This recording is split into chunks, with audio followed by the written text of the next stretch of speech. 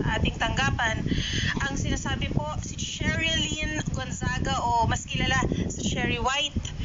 Lumapit po sa atin si Cherry White para ireklamo ang kanyang boyfriend na sinasabi po na mas kilala sa Boy Tapang. Ayan. Okay, malaman po natin, Idol Rafi, dahil may mga kani-kanila silang sinasabi laban sa isa't isa. May mga version sila. May mga version po sila. Mas maganda po na marinig din po natin mismo sa kanila. So parang vlogger to. Parehas vlogger po. At nag-aaway sila. Opo. Magkasintahan, magkasawa. Magkasintahan, Idol. Okay. Hindi po sila kasal.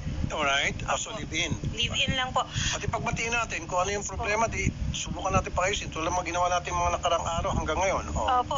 At meron tayong video. Sige. Panoorin po natin.